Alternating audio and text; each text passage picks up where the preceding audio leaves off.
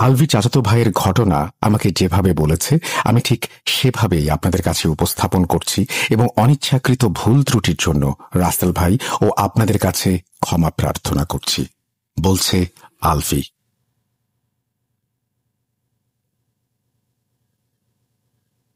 সাকিব ভাই আমাদের কাজিনদের মধ্যে সবচেয়ে বড় এবং সবার পছন্দের। জানেন শয়তান কাকে বেশি ধোঁকা দেয়? আমরা বলি যে নিয়ম করে নামাজ কালাম পড়লে, রোজা করলে, ইসলামী বিধিবিধান মানলে শয়তান নাকি আসে না, আর যারা এর বিপরীত কাজ করে শয়তান নাকি তাদেরকে বিরক্ত করে বা তাদেরকে পথভ্রষ্ট করার চেষ্টা করে। আসলে কি তাই? তাহলে সাকিব ভাইয়ের সাথে কেন এমন হলো? আসলে কি জানেন ভাইয়া, যারা আল্লাহর আদেশ নিষেধ মানে না, নামাজ কালাম পড়ে না, তাদের শয়তান ধরে না। দুঃখিত ভাইয়া, কিন্তু বলতে বাধ্য হচ্ছি যে এমন বেনামাজি আর ধর্মের বিষয়ে উদাসীন ব্যক্তিরা খোদ নিজেরাই শয়তান, তাই শয়তান তাদের কোনো ক্ষতি করে না। আর যারা আল্লাহর নেক বান্দা, তাদের প্ররোচনা দিয়ে শয়তান মৃত্যু অবধি নিয়ে যায়, যার উদাহরণ হলো সাকিব ভাইয়া। অবশ্য এখানে ওনার যে দোষ নেই তাও বলা যাবে না। কৌতূহল আর প্রমাণ করার আজব এক চক্রের মাঝে পড়ে উনি আজ কবরবাসী।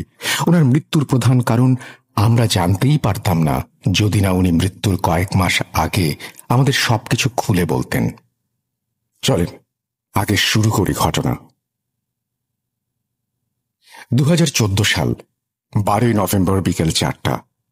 গ্রামের সবাই সাকিব ভাইকে খুঁজে বেড়াচ্ছেন। গ্রামের মানুষের মধ্যে হইচই পড়ে গিয়েছে ইতোমধ্যে।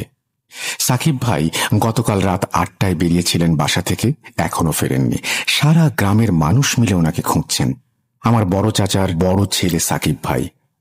বড় চাচা বিকেল 5টায় বাসায় এসে একটা পিঁড়িতে বসে পড়লেন। ওনার চোখে পানি। ছেলেকে উনি তখনও খুঁজে পাননি। গ্রাম পুলিশের এক দল 12টা থেকে খোঁজ চালিয়ে যাচ্ছে, কিন্তু সাকিব ভাইয়ের কোনো খোঁজ নেই। মাগরিবের আজান দিল, মসজিদে মাইকিং করা হলো। আমরা সবাই জামাতে নামাজ আদায় করে দোয়া করলাম যেন সাকিব ভাই সহি সালামতে ফিরে আসে। মাগরিবের নামাজ পড়ে বাসায় ফিরে সকলেই টর্চ লাইট নিয়ে ওনাকে খুঁজতে বের হওয়ার জন্য রেডি হচ্ছিলাম। এমন সময় গ্রাম প্রধান একজন বৃদ্ধ কবিরাজকে নিয়ে আমাদের বাসায় হাজির হলেন। আমরা যদিও এ সমস্ত বুজরুকিতে বিলিভ করতাম না, কিন্তু কথায় আছে না, দেয়ালে পিঠ থেকে গেলে মানুষ খোঁজে না, এমন কোনো উপায় নেই। কবিরাজকে উঠোনে বসানো হলো। আকাশে তখন পূর্ণিমার চাঁদ উঠেছে। বিদ্যুৎহীন সময়ে এই চাঁদের আলো যেন 1000 বছর পেছনে নিয়ে গেল আমাদের। 1000 বছর আগের সেই উঠোন, জটলা পাকানো মানুষ আর কবিরাজ, এ যেন এক মহাযাত্রাপালা। যাই হোক, কবিরাজ বাঁশঝাড় থেকে একটি মুরগি জবাই দিয়ে এসে বসলেন। উনি আমাদের বললেন, গ্রামের রক্ষককে ডাক দিতে সিমিয়ারা, তোমরা কেউ কথা কইও না। আমাকেও গ্রামের রক্ষককে কইতে পারবো সাকিব মিয়া কই আছে। আমি কৌতূহল বশত ওনাকে জিজ্ঞেস করলাম, রক্ষক আবার কে? উনি আমাকে বললেন, হ্যাঁ, অনেকগুলো আলাপ করার সময় না ছোট মিয়া, আগে সাকিব মিয়ারে খুঁজা বাইর করি, এরপরে তোমারে কমুনি গ্রামের রক্ষক কিডা। আল্লাহর নাম নিয়া বহ এইখানে। আমি চুপ করে বসলাম। কবিরাজ একটা মাটির পাত্রে পানি নিয়ে জবাই করা মুরগির রক্ত সেই পানিতে ঢাললেন। এরপর দোয়া কালাম পড়ে উচ্চ স্বরে বললেন, ও গ্রামের রক্ষক, আল্লাহর রহমতে উসিলায় আপনারে ডাক পাঠাইলাম, আপনি আহেন। আমাকে এই ছোট্ট উপহার লয়া যান আর আমাকে জানায়া দেন সাকিব মিয়া কই। একটু পর জবাই করা মুরগিটা বাঁশঝাড়ের দিকে সজোরে যেন উড়ে গেল। আমি বিজ্ঞানের ছাত্র ভাই, আমি এই সমস্ত দৃশ্য দেখে আমার শরীর যেন অসাড় হয়ে যাচ্ছিল। একটু পর বাঁশঝাড়ের এক কোণা দিয়ে লাল দুটো চোখ দেখা গেল। ইয়া আল্লাহ, উপস্থিত এমন কোনো ব্যক্তি নেই যে সেই লাল চোখ দেখেনি। মুহূর্তের মাঝেই হাড় চেবানোর কটমট শব্দ ভেসে আসতে লাগলো। হাড় চিবানোর শব্দ শেষ হবার সাথে সাথে দূর থেকে এক মুসাফিরের আগমন ঘটল। কবিরাজ আমাদের বললেন, সবাই পিছে সরেন, কেউ সামনে আসবেন না। রক্ষকের লোক, কেউ আসবেন না সামনে, আমি কথা কমু। গ্রামের সবাই পিছিয়ে গেল। কবিরাজ সেই মুসাফিরের সাথে কথা বলে দৌড়ে আমাদের কাছে এসে বললেন, কবরস্থানে চলেন মিয়ারা, জলদি আসেন, সাকিব মিয়ার দম প্রায় শেষ। ঘরের পুরুষ মানুষরা লাঠি সোটা আর টর্চ লাইট নিয়ে কবরস্থানের দিকে ছুটলাম। কবরস্থানে গিয়ে দেখলাম কবরস্থানের গেটের সামনে একটা কালো বিড়াল, যার চোখ সেই বাঁশঝাড়ে দেখা চোখের মতো লাল। বিড়ালটি আমাদের দেখে ভয় পেল না, সে আমাদের সামনে হাঁটতে লাগলো আর 2-1 মিনিট পর একটি কবরের সামনে গিয়ে বসে পড়ল। ওই তো সাকিব ভাই পড়ে আছে কবরের পাশে। কবরটিও অনেকটাই খোঁড়া হয়েছে, কাফনের কাপড় দেখা যাচ্ছে, বেশি পুরাতন না। কবর থেকে দুর্গন্ধ বের হচ্ছে। কবিরাজ সাকিব ভাইকে এখান থেকে নিয়ে যেতে বললেন, আর গ্রামের কয়েকজনকে নিয়ে উনি কবরটাকে ঠিক করতে লাগলেন। সাকিব ভাইকে বাড়ি আনার পর ওনাকে উঠোনে শুইয়ে রাখা হলো। কবিরাজ এলেন কিছুক্ষণ পর। উনি একটা স্টিলের গ্লাসে পানি পড়া দিয়ে সাকিব ভাইয়ের মুখ খুলে ওনার মুখে ঢাললেন। ভাইয়ের মাথায় হাত দিয়ে উনি দোয়া দুরুদ পড়তে লাগলেন। আমরা উঠোন থেকে দেখছিলাম বাঁশঝাড় থেকে সেই লাল দুটি চোখ। চোখ জোড়া মিলিয়ে যাওয়ার সাথে সাথে সাকিব ভাইয়ের জ্ঞান ফিরল। আমরা ওনাকে পানি খাওয়ালাম। এরপর কবিরাজ ওনার পকেট থেকে একটা পত্রিকার কাগজে মোড়া জিনিস বের করলেন। উনি বললেন, রক্ষকের মুসাফির এই দাওয়া দিছে মিয়ারা, ডরের কিছু নাই, এইটা সাকিব মিয়ারে খাওয়াও। কাগজ খুলে দেখা গেল সেই কাগজ ভর্তি কালো জিরা। সাকিব ভাইকে কালোজিরা খাওয়ানোর পর উনি আস্তে আস্তে স্বাভাবিক হয়ে গেলেন। আমরা সবাই স্বস্তি পেলাম। ওনাকে জিজ্ঞেস করা হলো যে উনি কবরস্থানে কি করছিলেন। উনি আমাদের বললেন উনি নাকি জানেন না আসলে হয়েছিল কি ওনার সাথে। রাতে উনি একবার বের হয়েছিলেন দোকানে যাবেন এই ভেবে। রাস্তায় নাকি হঠাৎ একটা গরম বাতাস এসে ওনার গায়ে লাগে। এরপর নাকি ওনার আর কিছু মনে নেই। কবিরাজ বললেন, সাকিব মিয়া, এই গ্রামের একটা রেওয়াজ আছে, নামাজ পড়বার গেলেও বাবাক মুসল্লি এক লগে যাওন লাগে, একলা যাওন যায় না, তাইলে সে আইসা নিয়া যায়। তোমারে সেই ধরছিল, আল্লাহ বাঁচাইছে। রক্ষকরে আল্লাহর নাম দিয়া কসম দিছিলাম মিয়া, আল্লাহ বাঁচাইছে। আমি এবার আমার কৌতূহল সামলাতে পারলাম না। কবিরাজকে জিজ্ঞেস করলাম, কে এই রক্ষক, আর সে আসেই বা কেন? কবিরাজ বললেন, আমারে তোমরা মনে হয় চিনবার পারো নাই মিয়ারা। কেমনে চিনবা? তোমরা তো থাকো না গ্রামে, বাকিরা আমারে চেনে। আমি গ্রামের মসজিদের মুয়াজ্জিন। আমার দাদা তার দাদাও মসজিদের খাদেম আছিল। আমার দাদা তার দাদাও মসজিদের খাদেম আছিল। আমার পরদাদা আছিল মসজিদের ইমাম। অনেক পরহেজগার লোক আছিল। তোমা করে বলি, তাইলে রক্ষক কিডা, আর সে কি বা করে? এরপর মুয়াজ্জিন সাহেব বলতে শুরু করলেন এই রক্ষককে আর সেই বাকে। ওনার ভাষা আমি বোঝার সুবিধার্থে পরিমার্জন করে বলছি। বলছেন মুয়াজ্জিন সাহেব, আমার দাদার আমলের ঘটনা।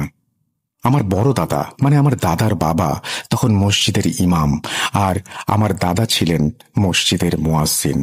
মসজিদ তখন নতুন নির্মাণ করা হয়েছে আমাদের গ্রামে। মসজিদ বানানোর আগে এই জায়গা একটা পোড়ো বাড়ি ছিল। মসজিদ নির্মাণের কিছুদিনের মাঝেই মসজিদের আশেপাশে নানান রকমের সমস্যা দেখা দিতে লাগলো। প্রায় সময়ই মসজিদে নামাজ পড়তে আসা মুসল্লিরা রাতে নানান জিনিস দেখে ভয় পেত। কেউ হয়তো দেখত উটের মতো বড় শেয়াল, কেউ দেখত আগুন চোখা মহিষ, আবার কেউ বা দেখত এক বৃদ্ধ তার ডান হাতে তার নিজের মাথা নিয়ে হাঁটছে। আমার বড় দাদা আল্লাহর একনিষ্ঠ নেক বান্দা ছিলেন। উনি কবিরাজিও করতেন, কিন্তু সব সময় না। খুব বেশি প্রয়োজন না হলে উনি এই কাজ কখনো করতেন না। ওনার ভাষ্য মতে জিনদের সাহায্য নিয়ে আমাদের ধর্মে হারাম। কথাটা আসলেই সত্যি। কিন্তু এমন সমস্যা দেখে আমার দাদা মসজিদের পাশে আমাদের মুরব্বীদের নিয়ে একটা বৈঠকে বসেন। একদিন বাদ জোহর এই সমস্যার সমাধানের পথ বের করার কথা হয়েছিল সেখানে। বৈঠকে সিদ্ধান্ত হলো দাদা কবিরাজি বিদ্যা ব্যবহার করবেন গ্রামবাসী ও মসজিদের কল্যাণের জন্য। সেদিন মাগরিবের নামাজের পরেই দাদা ওনার শাগরেদ এক জিনকে আহ্বান করলেন। চাল দিয়ে গোল বৃত্ত এঁকে একজন তরুণ যুবককে মিডিয়াম হিসেবে বসানো হয়েছিল। দাদার দোয়া কালাম আর আল্লাহর ইচ্ছায় একজন জিন এসে সেই তরুণ যুবকের জবানে কথা বলতে লাগলো। তাকে জিজ্ঞেস করা হলো এই গ্রামের সমস্যা কি, কেন এই মসজিদের আশেপাশে এমন সমস্যা হচ্ছে। সে জানালো যে জায়গায় মসজিদ স্থাপন করা হয়েছে সেই জায়গায় নাকি এক নিকৃষ্ট জিন বন্দী ছিল। প্রায় 100 বছর আগে তাকে কোনো এক পীর সাহেব বন্দী করেছিলেন, আর তার ক্ষমতা বাড়ির পাশের আম গাছে বন্দী করে দিয়েছিলেন দোয়া কালামের মাধ্যমে। যেহেতু মসজিদ বানানোর সময়ে জায়গাটি খনন করা হয়েছিল, সেহেতু যেই জায়গায় জিনকে বন্দী করা হয়েছিল সেই জিনিসটি নষ্ট হয়ে শয়তান জিনটি মুক্ত হয়ে যায়। কিন্তু তার ক্ষমতা এখনো সেই আম গাছে বন্দী। আমাদের নাকি কপাল ভালো যে আম গাছ কাটা পড়েনি। যদি কাটতাম তাহলে নাকি এই গ্রাম এতদিনে কবরস্থান হয়ে যেত।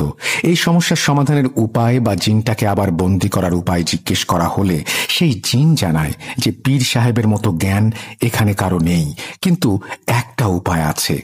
আমরা জিজ্ঞেস করি উপায় কি? জিনটি জানায় যে পীর সাহেব যেই জিনের সাহায্য নিয়ে শয়তান জিনকে বন্দী করেছিল, সেই সাহায্যকারী জিন গ্রামের শেষ কোণায় যে ভাঙা বাড়ি আছে সেই বাড়ির সামনে নিম গাছের নিচে বন্দী। আমরা অবাক হয়ে জিজ্ঞেস করি যে ভালো জিন বন্দী কেন? সে জানায় যেদিন সেই শয়তানকে সেই সাহায্যকারী জিন আর পীর সাহেব মিলে বন্দী করে, সেদিন সেই জিন আল্লাহর কাছে ফরিয়াদ জানায় যে তাকে যেন এসব খারাপ কাজ আর খারাপ জিনিস আর দেখতে না হয়। এতে নাকি তার ভেতর বিরূপ প্রভাব পড়ছে আর সে কষ্ট পাচ্ছে মানুষের কষ্ট দেখে। আল্লাহর কাছে করা ফরিয়াদ জিনটি পীর সাহেবকে জানায়। সেই জিনের ফরিয়াদ শুনে পীর সাহেব তাকে বলেন, ঠিক আছে, তাহলে তোকে আমি গ্রামের শেষ প্রান্তে একটি টিনের ট্যাঙ্কের মধ্যে বন্দী করে রাখবো। তুই সারা জীবন ইবাদত করবি সেখানে। তুই যতদিন বাঁচবি ততদিন তোর খানা পিনা সবকিছু সেখানেই পাবি, কিন্তু তুই নিজের ইচ্ছায় বের হতে পারবি না সেখান থেকে। যদি কেউ তোকে মুক্ত করে, আমাকে কথা দে তুই নিজ ইচ্ছায় বের হবি না। সেই শয়তান মুক্ত হলে যদি সাহায্যের জন্য তোকে কেউ মুক্ত করতে আসে, তাহলে তুই তাদের সাহায্য করবি। আমার মৃত্যুর পর যদি তুই মুক্ত হোস, তবে এই গ্রামের হেফাজত করবি সেই শয়তানের হাত থেকে। জিনটি প্রতিজ্ঞা করে যে সে পীর সাহেবের সব কথায় রাজি। এরপর একটি টিনের ট্রাঙ্কের ভেতর তাকে আটকে ট্রাঙ্কটি পীর সাহেব মাটিতে পুঁতে সেই মাটিতে একটি নিম গাছের চারা রোপণ করেন। তরুণ যুবকের ওপর ভর করা জিনটি আমার দাদাকে বললেন সেই সাহায্যকারী জিনকে মুক্ত করে দিতে। এই বলে তরুণ যুবকটি অজ্ঞান হয়ে গেল। অজ্ঞান হবার আগে তরুণ যুবকটি বলেছিল যে সেই সাহায্যকারী জিনের মুক্তির পর সেই শয়তান ভালো জিনটির ওপর প্রতিশোধ নিতে আবারও পরিপূর্ণভাবে জেগে উঠবে। সাবধান, কবরস্থানের বাইরে পূর্ব পাশের শেষ কোণায় কবরের মাটি যেন কোনোভাবেই খোঁড়া না হয়, কারণ সেই কবর নাকি সেই পাপিষ্ঠ জিনের পাপিষ্ঠ কালো জাদুকর মাস্টারের। সেই কবরের ভেতরে একটা লৌহ পেরেক আছে। সেই পেরেক যদি আম গাছে গেঁথে দেয়া হয়, তবেই সেই শয়তানের শক্তি আবার ফিরে আসবে। কিন্তু এই কাজ যে করবে সে অপবিত্র থাকবে বলেই তাকে দিয়ে এই কাজ করাতে পারবে শয়তান। গ্রামের মুসল্লিদের একা একা নামাজে যাওয়ার ওপর নিষেধাজ্ঞা দিয়ে তরুণ যুবক অজ্ঞান হয়ে গেল। আমরা এরপর সবাই মিলে গ্রামের শেষ প্রান্তে ভাঙা বাড়ির কাছে গিয়ে নিম গাছের নিচে মাটি খুঁড়তে থাকি। প্রায় 7 থেকে 8 হাত মাটি খোঁড়ার পর আসলে একটা টিনের ট্রাঙ্ক খুঁজে পাই আমরা। ট্রাঙ্কের ওপরে আরবিতে খোদাই করে লেখা ছিল, এখানে যে বসবাস করে সে একজন জিন, তার নাম ইয়াসিন। যদি তাকে মুক্ত করতে চান তবে তার নাম ধরে 3 বার ডাকুন। এরপর ট্রাঙ্কের মুখ খুলুন। আমার দাদা ট্রাঙ্কের সামনে দাঁড়িয়ে 3 বার ইয়াসিন বলে ডাকলেন এবং ট্রাঙ্কের মুখ খুললেন। ট্রাঙ্কের মুখ খোলার সাথে সাথে ট্রাঙ্কের ভেতর থেকে একটি কালো বিড়াল লাফ দিয়ে বেরিয়ে পালিয়ে গেল। আমার দাদা বললেন যে ইয়াসিন জানে তাকে মুক্ত করার কারণ কি, সে তার কাজ করবে। আমরা যেন যে যার বাড়ি চলে যাই। আমাদের বিদায় দেওয়ার আগে উনি আমাদের সাবধান করলেন যে ইয়াসিন এখন থেকে এই গ্রামের রক্ষক। সাবধান, কেউ যেন নিজ স্বার্থ হাসিল করার জন্য তাকে ডেকো না, তাকে যেন নিজের মতো থাকতে দেয়া হয়। এই ইয়াসিন হলো এখন এই গ্রামের রক্ষক। সেই নিকৃষ্ট জিন হলো সেই যার শক্তি আজ অবধি মসজিদের পাশের আম গাছে বন্দী। আম গাছের কাছে যেন কেউ না যেতে পারে সেজন্য আম গাছের চারপাশে উঁচু করে বাঁশের বেড়া দেয়া হয়েছে আজ অবধি। মুয়াজ্জিন সাহেবের কথা শুনে আমি যেন কোনো এক রূপকথার দেশে চলে গিয়েছিলাম। রাত, পূর্ণিমার আলো আর সামনে এমন ইতিহাস শোনা। যাই হোক, এরপর মুয়াজ্জিন সাহেব আমাদের বলেন আমরা যেন শহরে ফিরে যাই, এখানে থাকা নাকি আমাদের জন্য ঠিক হবে না। এই মুহূর্তে আমরা শহরে ফিরে আসি। শহরে ফিরে আসার পর থেকে সাকিব ভাই কেমন যেন হয়ে গেল। জিন নিয়ে যেন বলতে গেলে অবসেসড হয়ে গেলেন উনি। জিন নিয়ে প্রায় যত রকম কিতাব লাইব্রেরিতে অ্যাভেলেবেল ছিল উনি কিনে আনতেন আর একা একা বসে বসে সেসব পড়তেন। আস্তে আস্তে মসজিদে যাওয়া বন্ধ করলেন, যদিও বাসায় নামাজ পড়তেন। কিন্তু আসলেই কি পড়তেন? কি ভাই, কি মনে হয় পড়তেন উনি নামাজ? শোনো আমার চাচির জবানে। সাকিব সবসময় বাসায় থাকতো কলেজ থেকে ফিরে। বন্ধু বান্ধবের কোনো নেশা ছিল না। আজান দিলে ওয়াশরুমে গিয়ে উজু করে আসতো, নামাজ পড়তো সব সময়। এমনটা আমি ভাবতাম। এই ভাবনা আমার ভাবনাই থাকতো যদি না সেদিন রাত আমার জীবনে আসতো। সাকিবকে নিয়ে সেদিন গ্রাম থেকে ফেরার পর বাসায় কিছু অদ্ভুত ঘটনা ঘটতে লাগলো। যেমন রাতে বাসায় হাঁটা চলার আওয়াজ পাওয়া যেত, হাড় চেবানোর আওয়াজ পাওয়া যেত, মাংস পচা দুর্গন্ধ পাওয়া যেত। ও হ্যাঁ, সব থেকে অবাক করা বিষয় ছিল যে ডিপ ফ্রিজ থেকে মাছ মাংস যেন উধাও হয়ে যেতে লাগলো। এসব বিষয়ে পাত্তা যদিও খুব একটা দিতাম না। হ্যাঁ, দিতাম না, সেদিন রাতের আগ পর্যন্ত দিতাম না। কিন্তু সেদিন রাতে যা দেখলাম সেটা দেখে আমার আর সাকিবের আব্বার রুহ কেঁপে উঠেছিল। আমি সেদিন রাতে তাহাজ্জুদের নামাজ পড়ার জন্য আগে ভাগে উঠে নামাজে দাঁড়িয়ে যাই। হঠাৎ আমার নাকে কাঁচা মাংসের গন্ধ এসে লাগে। আমি নামাজ শেষ করে বাইরে বের হয়ে ডিপ ফ্রিজ চেক করি, কিন্তু তেমন কিছু পাই না। সাকিবের ওয়াশরুম ছিল ওর রুমের বাইরে। ওর ওয়াশরুমে আলো জ্বলছে, আমি দেখতে পেলাম। দরজা হালকা খোলা, আমি দেখলাম সাকিব অজু করছে। ও অজু করছে দেখে আমি চোখ সরিয়ে আবার নামাজ পড়তে চলে যাচ্ছিলাম। এমন সময় মনে হলো যে সাকিব কোনো পানি দিয়ে অজু করছে, কিন্তু সেই পানিটির রং লাল। ওয়াশরুমে গিয়ে আমি যা দেখলাম সেটি দেখে আমার শরীর ঠান্ডা হয়ে আসলো। সাকিব একটা বালতিতে কাঁচা মাংস রেখেছে, সেই মাংস থেকে বের হওয়া লাল রক্তের পানি অজুর মতো করে ব্যবহার করছে সাকিব। ও প্রথমে নিজের হাত ও কবজি 6 বার ধুলো, এরপর মুখে পানি দিল, চেহারা না ধুয়ে নিচে সেই পানি লাগালো, এরপর মাথায় পানি লাগালো, কিন্তু উল্টো করে, মানে অজু যেভাবে করে ঠিক সেইভাবে নয়। এরপর আমি সাকিবের বাবাকে রুমে এসে ডাকলাম আর ওনাকে সবকিছু খুলে বললাম। উনি আমাকে বললেন আমি নাকি ঘুমের ঘরে ভুল দেখেছি। আমি তবুও ওনাকে আমার সাথে সাকিবের রুমে আসতে বললাম। আমরা সাকিবের রুমের কাছে এসে গেলাম দুইজনে। সাকিবের বাবাও কাঁচা মাংসের গন্ধ পাচ্ছিলেন নিজের ঘরে। একটু শব্দ করে তেলাওয়াত করছিল সাকিব, কিন্তু কি তেলাওয়াত করছিল বুঝতে পারছিলাম না। ওর ঘরের দরজা একটু খুলতেই আমরা যা দেখলাম সেটি বলতে গিয়ে এখনো আমার গায়ের লোম দাঁড়িয়ে যাচ্ছে। সাকিব কোনো একটি সূরা উল্টা করে পড়ছে। সাকিবের বাবা সাকিবকে সজোরে ধমক দিয়ে বললেন, সাকিব তুই কি করছিস? পাগল হয়ে গেছিস? থাম থাম বলছি। সাকিব নামাজ ছেড়ে দিল, আমাদের দিকে তাকিয়ে বলল, আব্বু আমি এমনি এমন করছিলাম, তোমার কাছে একটা জিনিস চাইবো, দিবা? সাকিবের বাবা জিজ্ঞেস করলেন, কি? সাকিব যা বলল তা শুনে আমাদের জ্ঞান হারানোর মতো অবস্থা। আগামী সেপ্টেম্বর মাসে তো কোরবানি, তাই না? গরু কেনা লাগবে না আব্বু। সাকিবের বাবা জিজ্ঞেস করলো, কেন গরু কেনা লাগবে না? সাকিব বলল, আমার গলায় ছুরি চালিয়ে দিও, আমাকে কোরবানি করবা, আমাকে আমাকে কোরবানি, আমাকে কোরবানি আব্বা। সাকিবের মুখে সমস্ত কথা শুনে আমি অজ্ঞান হয়ে গেলাম। জ্ঞান ফিরতেই দেখি সকাল হয়ে গেছে। সাকিবের আব্বু আমার পাশে। আমি ওনাকে জিজ্ঞেস করলাম কি হয়েছিল। এরপর সাকিবের বাবা বললেন যে এরপর উনি সাকিবের কাছে গিয়ে ওকে সজোরে একটা চড় মারলে সাকিব নাকি শান্ত হয়ে শুয়ে পড়ে।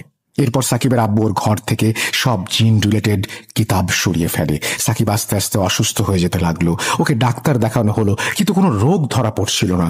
সাকিবের বাবা এমন অবস্থায় গ্রামের বাড়িতে ফোন করে মুয়াজ্জিন সাহেবকে সব ঘটনা জানান। মুয়াজ্জিন হুজুর সাকিবকে গ্রামে নিয়ে আসার পরামর্শ দেন, কিন্তু সাকিবের শারীরিক অবস্থা খুব বেশি খারাপ থাকার ফলে আমরা তাকে গ্রামে নিয়ে যেতে পারিনি। চাচির এই কথাগুলো চাচি আমার আম্মুর সাথে শেয়ার করেছিলেন। এরপর 2015 সালের 24 অগস্ট বড় চাচা আমাদের বাসায় ফোন করে আমাদের জানান আগামীকাল ওনারা সাকিব ভাইকে নিয়ে গ্রামের বাড়িতে যাচ্ছেন আর আমরা যেন ওনাদের সাথে যাই। অবশেষে 25 অগস্ট আমরা সাকিব ভাইকে নিয়ে গ্রামে যেতে সক্ষম হই। গ্রামের বাড়িতে যাবার পর আমরা জানতে পারি যে 25 তারিখ মুয়াজ্জিন সাহেব গ্রামে ছিলেন না। উনি কোনো এক কাজে পাশের গ্রামে গিয়েছেন। আগামীকাল উনি চলে আসবেন। এদিকে সাকিব ভাইকে দেখে নরমালি লাগছিল আমাদের। গ্রামের বাড়ির রাখাল 26 তারিখ সকালে গোয়াল থেকে 4টা বড় ষাঁড় গরু বের করে আনলেন খাবার খাওয়ানোর জন্য। সাকিব ভাই উঠোনে গিয়ে রাখালের সাথে কথা বলছিলেন। একটু পর আমি দেখলাম রাখাল উচ্চ স্বরে সাকিব ভাইকে বলছে, এই মিয়া কি কন, মাথা ঠিক আছে? তাদের কাছে বিচার দিমু কইলাম। আমি রাখালকে ধমক দিয়ে তার এরকম আচরণের কারণ জিজ্ঞেস করলাম। সে বলল যে সাকিব ভাই নাকি তাকে নানান ধরনের উল্টা পাল্টা কথা বলছেন। আমি জিজ্ঞেস করলাম, কি বলছেন উনি? সাকিব ভাই আমাকে রাখালের সাথে কথা বলতে দিলেন না। উনি আমাকে ধরে নিয়ে চলে যেতে লাগলেন। বলেন, দূর বাদ দে, মূর্খ লোকেরা। আমি সাকিব ভাইয়ের সাথে চলে এলাম। একটু পর সাকিব ভাই খেতে বসলেন বাসায়। আমি বাসা থেকে বের হয়ে রাখালকে জিজ্ঞেস করলাম, ভাইয়া আসলে কি বলছিল? রাখাল বলল, সাকিব ভাই নাকি তাকে বলছিল গরুকে না খাইয়ে তাকে কেন খাওয়ানো হচ্ছে না। আসন্ন কোরবানি ঈদে ওনাকে নাকি কোরবানি করা হবে, আর উনি নাকি প্রস্তুত। আমি রাখালকে বললাম যে ভাইয়া রসিক মানুষ, তাই মজা করেছে। রাখালকে আরো 7-5 বুঝিয়ে এলাম। সন্ধ্যায় মাগরিবের নামাজের পর মুয়াজ্জিন সাহেব এলেন গ্রামের বাড়িতে। মুয়াজ্জিন সাহেব একটি আসন তৈরি করলেন। আসনের মাঝখানে চালের বৃত্ত এঁকে সাকিব ভাইকে সেখানে বসানো হলো। সাকিব ভাই আসন দেখে কেমন যেন রেগে যাচ্ছিলেন। উনি কোনোভাবেই হুজুরের আসনে আসবেন না, কোনোভাবেই না। উনি জোর গলায় বলছিলেন, কোরবানির পশুর যত্ন নিস, আর আমি কোরবানির পবিত্র এক প্রাণী, সর্বপ্রথম আদম সন্তান যাকে আল্লাহর রাস্তায় কোরবানি করা হবে, আমাকে সম্মান করো। হুজুর সাকিব ভাইয়ের পায়ে সজোরে বেত্রাঘাত করলেন। কোরবানির মতো পবিত্র কথা তুই মুখে আনবি না শয়তান, চুপ কর। এইখানে আমার সাথে কথা বল, কে তুই? সাকিব ভাইকে 4-5 জন তরুণ মিলে ধরে চালের বৃত্তের মাঝে বসালেন।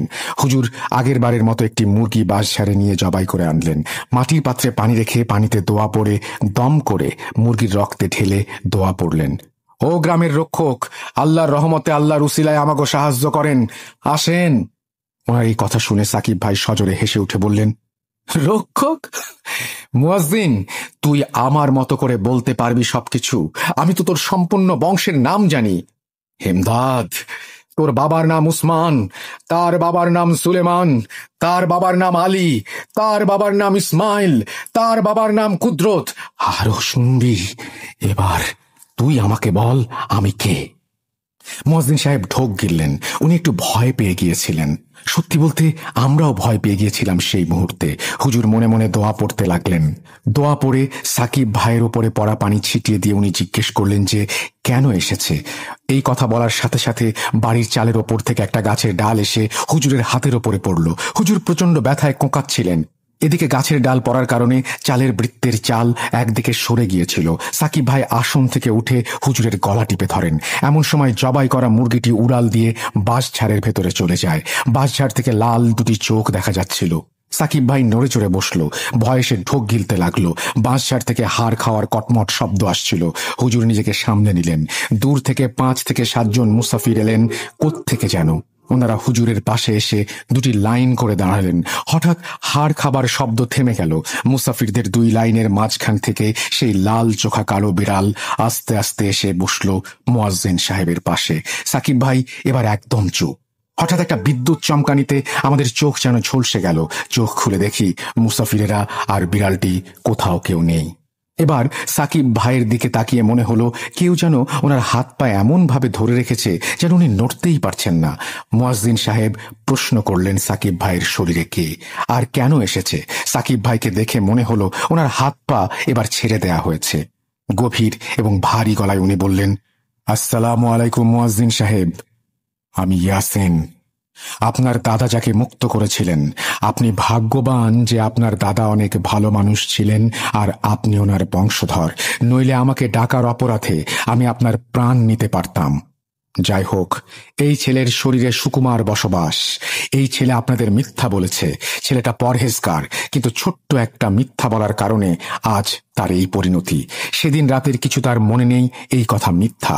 আমি ওর শরীর থেকে যাবার পর ওকে জিজ্ঞেস করবেন, তার সত্যিটা জেনে নেবেন। আর সুকুমা, ওকে আমি সরাসরি আটকাতে পারবো না, কারণ আমি এই গ্রামের হেফাজতের দায়িত্বে আছি।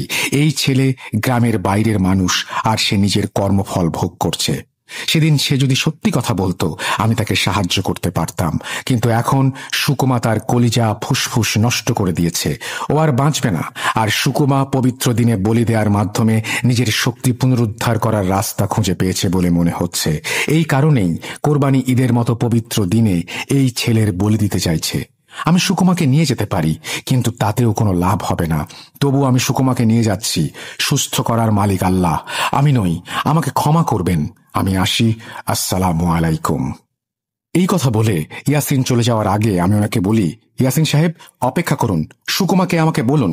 ইয়াসিন সাহেব আমার দিকে তাকিয়ে বলেন, সুকোমা অনেক প্রাচীন শয়তান, যাকে এই গ্রামের একজন কালো জাদুকর আহ্বান করেছিল নিজের এক চোখ বিসর্জন দিয়ে। কিন্তু তার কালো জাদুর কথা গ্রামবাসী জেনে যাবার ফলে তাকে পিটিয়ে মেরে ফেলা হয়। মেরে ফেলার পর তার লাশ মাটিতে পুঁতে দেয়া হয়। তার এক চোখ মৃত্যুর পর বন্ধ হচ্ছিল না, তাই গ্রামবাসী তার চোখের ওপর পেরেক মেরে মাটিতে পুঁতে ফেলে কবরস্থানের বাইরে শেষ প্রান্তে। আমি আসি, আল্লাহ হাফেজ। ইয়াসিন সাহেব সুকুমাকে সাকিব ভাইয়ের শরীর থেকে নিয়ে চলে গেলেন। সাকিব ভাইয়ের জ্ঞান ফেরানোর চেষ্টা করি আমরা। ওনার জ্ঞান ফিরলে আমরা সেদিন রাতের আসল কাহিনী জিজ্ঞেস করলে উনি জানান যে ওনার এক বন্ধু নাকি কবরের আজাব বা কবরের সওয়াল জবাবের কথা বিলিভ করত না। তাকে ভুল প্রমাণ করতেই নাকি সেদিন রাতে সাকিব ভাই কবরস্থানে যান ক্যামেরা নিয়ে ভিডিও করতে। কিন্তু সেখানে গিয়ে একটি কবর প্রায় অর্ধেক খোঁড়ার পর উনি লালসার শিকার হন। উনি দেখেন খুব সুন্দর সাজ পোশাক গায়ে এক মহিলা তার দিকে তাকিয়ে আছে। উনি মহিলাকে জিজ্ঞেস করলেন মহিলাটি কে। মহিলাটি উত্তর দিল তার নাম সুকোমা, এই গ্রাম প্রধানের মেয়ে, যা ছিল আসলে মিথ্যা। সাকিব ভাইকে এত রাতে কবরস্থানে আসতে দেখে সে নাকি এখানে এসেছে।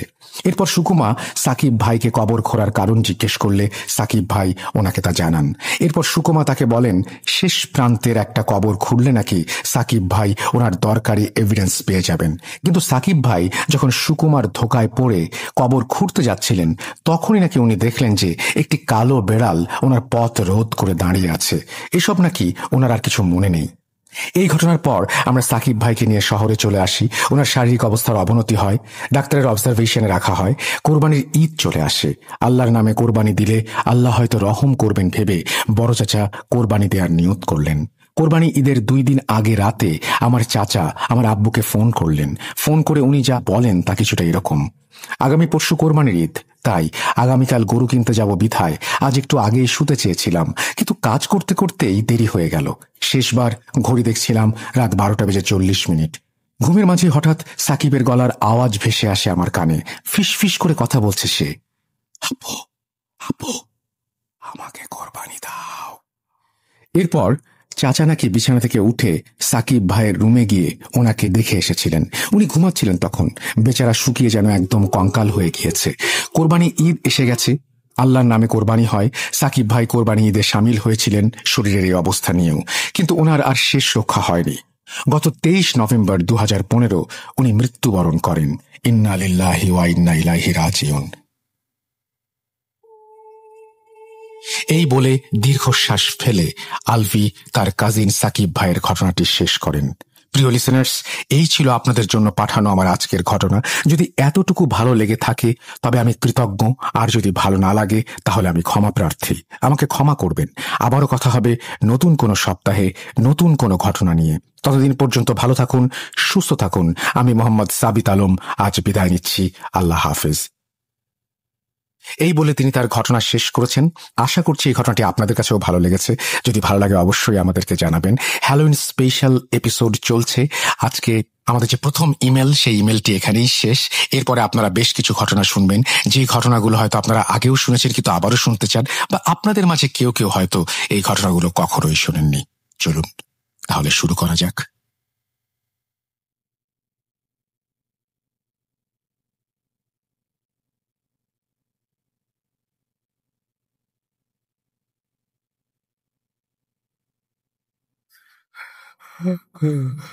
কেন কেন তুমি? আমি শুধু তোমার সাথেই থাকতে চাই। কিভাবে সম্ভব? মৃতদের এই পৃথিবীতে থাকতে নেই।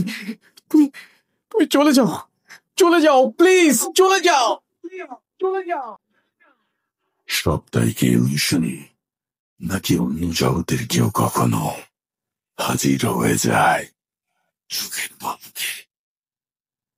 Booth.com with Russell. Welcome back. আপনাদের সবাইকে আরো একবার পবিত্র ঈদ উল ফিতরের শুভেচ্ছা। আশা করছি সবাই ভালো আছেন এবং ভালোর তলে আছেন। আর যেভাবে লেখা আছে আমি সেভাবেই পড়ছি। আসসালামু আলাইকুম রাসেল ভাই এবং প্রিয় লিসেনার্স, সবাইকে ঈদের অনেক শুভেচ্ছা। আশা করি পরিবারের সবাই একসাথে ভালো কাটছে আপনাদের ঈদ। ঈদের খুশির আমেজটা আর একটু বাড়িয়ে দিতে আমি তানভীর তুষার আপনাদের জন্য আরো একটি নতুন ঘটনা নিয়ে হাজির হয়েছি। আশা করি পুরো ঘটনাটা খুব খুব ভালো লাগবে আপনাদের। ঘুমের মাঝে হাঁটাহাঁটি করার অভ্যাস হয়তো অনেকেরই আছে, কিন্তু তাদের যদি প্রশ্ন করা হয় কেন তারা ঘুমের মাঝে হাঁটে, কেন, তার সঠিক উত্তর তারা দিতে পারে না। কিন্তু আপনি যদি বুঝতে পারেন কেন হাঁটছেন ঘুমের মাঝে আর কি হচ্ছে আপনার সাথে, এমনই একটা ব্যতিক্রমী ঘটনা এক ভাই শেয়ার করেছেন আমার সাথে। তিনি দেশের একটা স্বনামধন্য মেডিকেল কলেজ থেকে পড়াশোনা শেষ করে বের হয়েছেন, তাই তার নাম বা প্রতিষ্ঠানের নাম প্রকাশ করা নিষেধ। তবে এই ঘটনা তার খুব পরিচিত কেউ শুনলে হয়তো তাকে চিনে ফেলতে পারেন। যাই হোক, আমি এখানে তার ছদ্মনাম ব্যবহার করছি। চলুন এবার ঘটনার ভিতরে প্রবেশ করা যাক। হাসিব তখন মাত্র ক্লাস 9-এ পড়ে। প্রত্যন্ত গ্রাম অঞ্চলে তার বেড়ে ওঠা। তার বাড়ি থেকে মাত্র 10 মিনিটের হাঁটা পথেই গ্রামের বুক চিরে বয়ে চলেছে বিশাল যমুনা নদী। ছোটবেলা থেকেই শান্ত স্বভাবের ছেলে সে। পাড়ার ছেলেদের সাথে দুরন্তপনার চেয়ে বাবার সাথে সাংসারিক কাজে সহযোগিতা করে বেশি। এই জন্য খুব আড্ডা দেয়া বা বাইরে যাওয়া হয় না তার। তার নিয়মিত অভ্যেস সন্ধ্যার সময়ে হারিকেন মুছে নিয়ে পাশে রেখে পড়তে বসা, কারণ সে সময় সন্ধ্যার পরই কারেন্ট যাওয়ার এক উৎসব চলে। তাই সব গুছিয়ে নিয়ে পড়তে বসে সে। এমনি একদিন বাইরের উঠোনে বসে তার মা রান্না করছে, আর সে হ্যারিকেনের আলোতে তার নিয়মিত পড়ালেখা করছে। চারিদিক তার নিস্তব্ধতা। হঠাৎ অন্ধকার ফুরে দূর থেকে ভেসে আসছে নিড়ে উড়ে যাওয়া বকের পালের ডাক।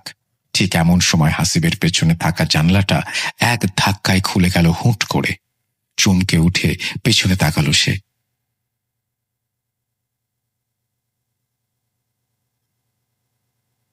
জানালার কাঠের পাল্লা দুটো তখনও ক্যাঁচ ক্যাঁচ করে তুলছে। জানালার পর্দাগুলো একদম স্থির, বাইরে কোথাও বাতাসের লেশ মাত্র নেই। অথচ এভাবে কাঠের ভারী পাল্লা দুটো খুলে গেল।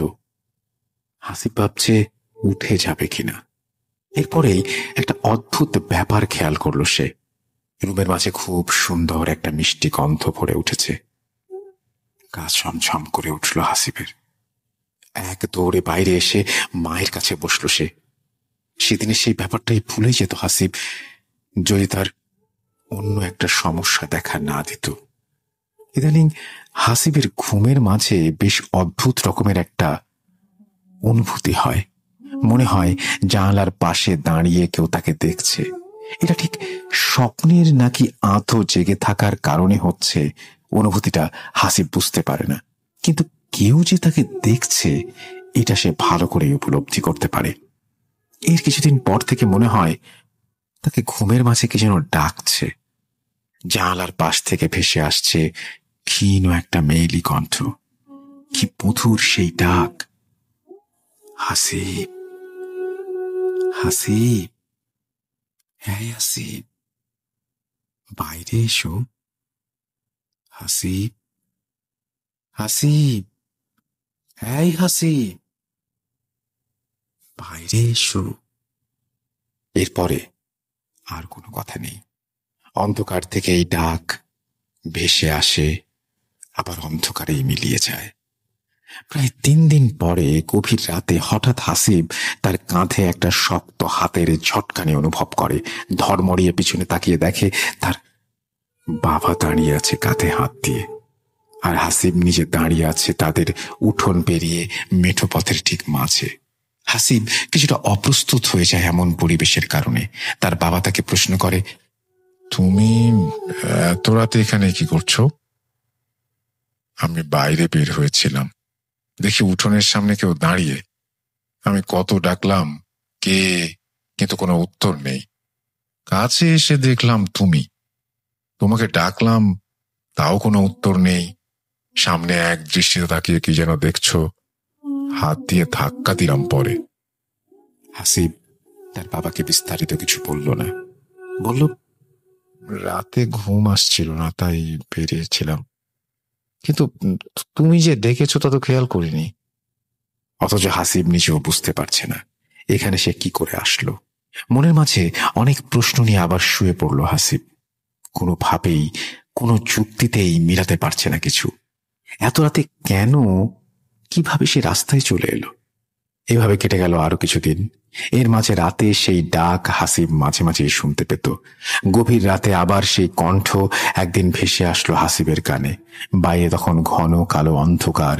হাসিব বিছানা থেকে উঠে ঘরের দরজা খুলে বাইরে বেরিয়ে আসলো। হাসিব দরজা খুলে বের হতে একটা অদ্ভুত ব্যাপার খেয়াল করলো।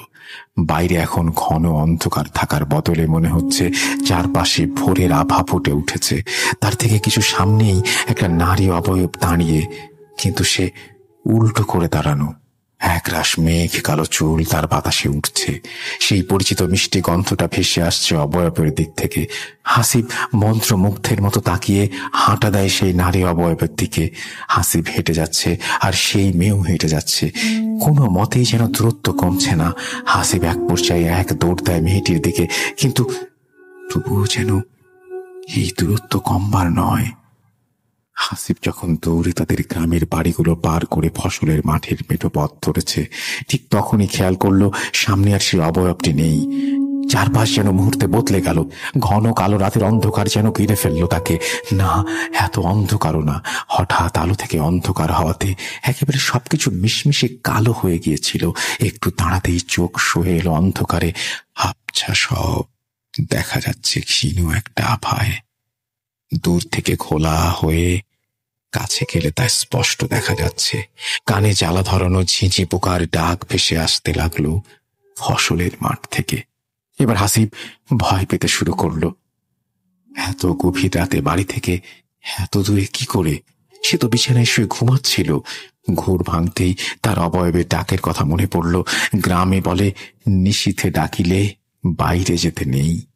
ভয়ে ভয়ে বাড়ির দিকে হাঁটা দেয় হাসিব। ফসলের জমির পাশের মেঠোপথ থেকে গ্রামের বড় মেঠোপথে উঠেই হাসিব দেখে দূরে একটা সাদা কিছু পড়ে আছে। রাস্তায় যে দিকটায় এমন সাদা কিছু দেখা যাচ্ছে, সেখানে এক পাশে বিশাল ফসলের ক্ষেত, আর অন্য পাশে ছোট দুইটা মজা ডোবা, আর সেই ডোবার পাশে সারি সারি কলা গাছ। হাসিব ভাবল, রাতের আলো আধারে কলা গাছ এমনভাবে প্রায়শই দেখা যায় গ্রামের পথে। এমন অনেক আগেও হয়েছে। ভয় পেয়ে কাছে গিয়ে দেখেছে কলা গাছ পড়ে আছে রাস্তায়। তার মাঝে আজ এটা ভয় ঢুকেছে ভেতরে। সুতরাং এটা স্বাভাবিক। নিজেকে অভয় দিয়ে হাঁটতে শুরু করে হাসিব। আস্তে আস্তে সামনে এগোতেই সাদা জিনিসটা ধরা দিচ্ছে তার দৃষ্টিতে, আর তাতেই যেন ভয় আরো বেড়ে যাচ্ছে তার কাছে। কাছে যেতেই যেন চকচক করে উঠল সাদা বস্তুটি। আবছা অন্ধকারেও সাদা যেন চোখে ছুঁয়ে এসেছে। একটা নতুন বাঁশের চাটাইয়ের ওপর কাফন করা একটা লাশ শোয়ানো। ভয়ে হাসিবের পা যেন থেমে গেছে। তার মনে হলো পা থেকে মাথা পর্যন্ত সব একসাথে থেমে গেছে। শরীরের সমস্ত লোমগুলো যেন ভয়ে দাঁড়িয়ে গেছে। তার মনে হচ্ছে যেন শরীরের শিরা উপশিরা দিয়ে ঠান্ডা বরফের স্রোত বয়ে চলেছে। তার মনে হলো কেউ যেন কোথা থেকে আর চোখে তাকে দেখছে এবং দৃষ্টি দিয়ে গিলে ফেলছে তাকে। সময় আর যাচ্ছিল না, থেমে গেছে। মনে হচ্ছে কত ঘন্টা ধরে এই পাথরের মতো দাঁড়িয়ে আছে সে। এমন সময় হঠাৎ মনে হলো যেন মানুষের আওয়াজ শুনল সে। শরীরে যেন হঠাৎ বিদ্যুৎ খেলে গেল। সে কান খাড়া করে খুঁজছে সেই শব্দের উৎস।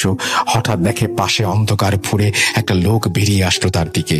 না, এই লোককে তার গ্রামে তো সে কখনো আগে দেখেনি।